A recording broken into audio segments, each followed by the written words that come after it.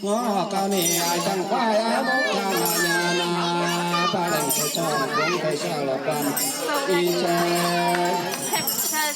for naming. The reason that Development Perspectives has the Advocate Programme is because we want to have people go through a transformative experience. From our point of view, it's hugely important that people go through something meaningful in order for learning to take place. So we felt that the design of the Advocate Programme, based on our experience, works best when we have transformative elements. So that's why Phase 1, Phase 2 and Phase 3 is designed in the way it is.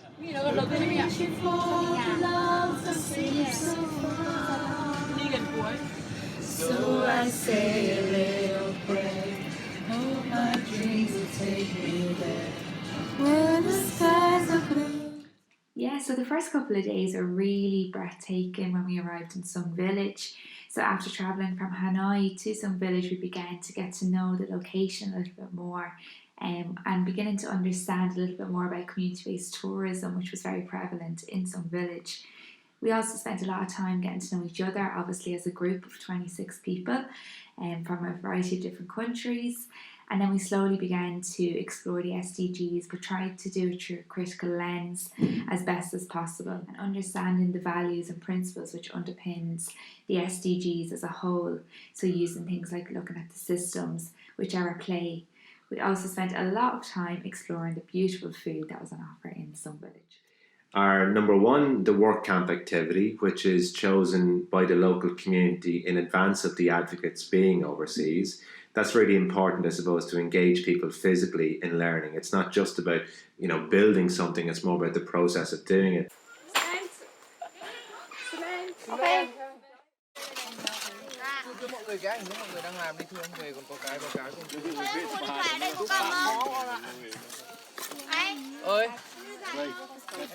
Secondly, there's the continuation of workshops and discussions, which goes as a red thread through the whole programme, Phase 1, Phase 2 and Phase 3. And then there's the encouragement of participants to be reflective and trying to join the dots between their lived lives and their experience overseas. So we provide space where possible for people to have time to really reflect on what's going on. The most engaging part of the programme was being in Sung Village. Go bogus Ian and Nelican and Brian are heaved a free. Go gurhi to cup hard wheel. Na gra, Sibris, agus ahas. And you, Amar, is good John and y'all.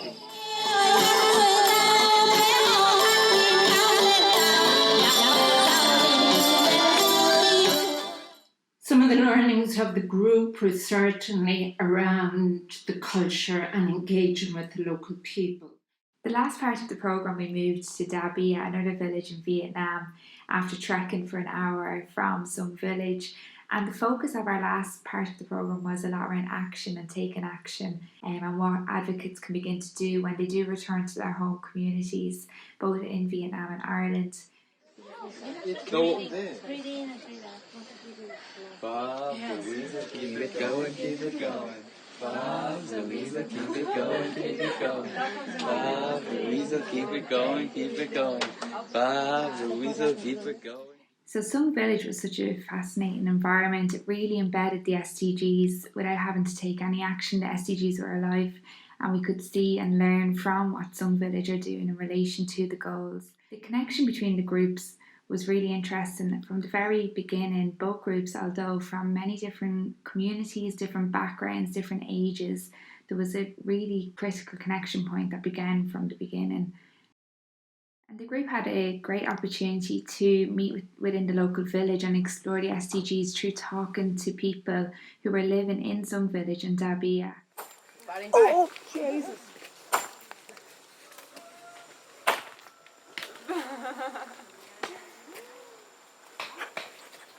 Karen and the Rock. So one of the biggest learnings from Phase 2 of the programme was how powerful a 2-week residential programme can be when you're spending so much time with people from communities that you've never met before, and how much learning can happen through action and workshops. Another learning was how impactful experiential learning can be and learning from each other. It was very evident from the SDG Advocate Programme how the SDGs are universal, and that was very clear throughout the programme is how much we can learn from other countries and how they're implementing the programme and how other countries can learn from what Ireland are doing. The learning as well was the resilience that people felt very nervous maybe about doing the work camp and doing that hard work, but they really enjoyed that. They also felt nervous about being without Wi-Fi, but yet at the same time they were resilient enough to enjoy the experience without having those comforts that they may have at home.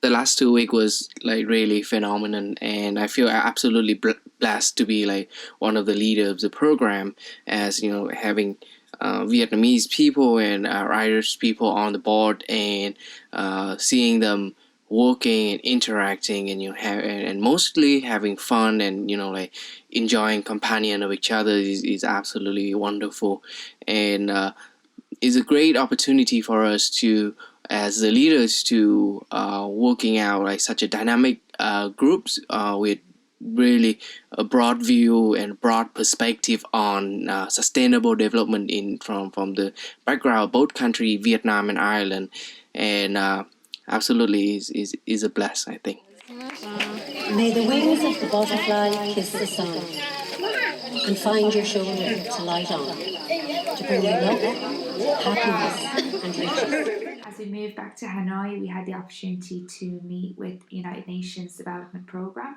UNDP, and the Irish Embassy to explore what Vietnam is doing in terms of the SDGs and how we can learn from that process.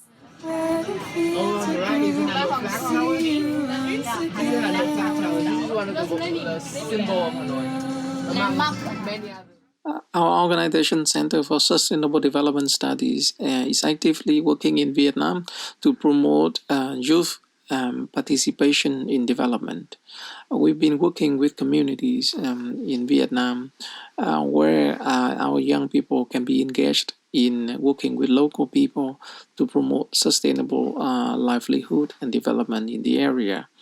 In this program, we have been working closely with our partner Development Perspective in Ireland, and we bring young people from Ireland and Vietnam to work together in promoting sustainable development goals to the people around the communities.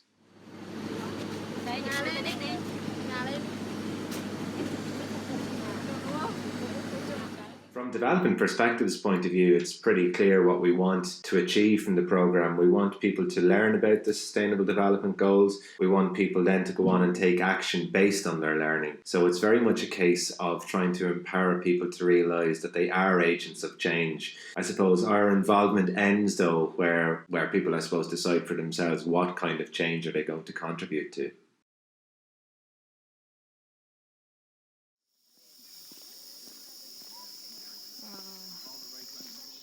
Question.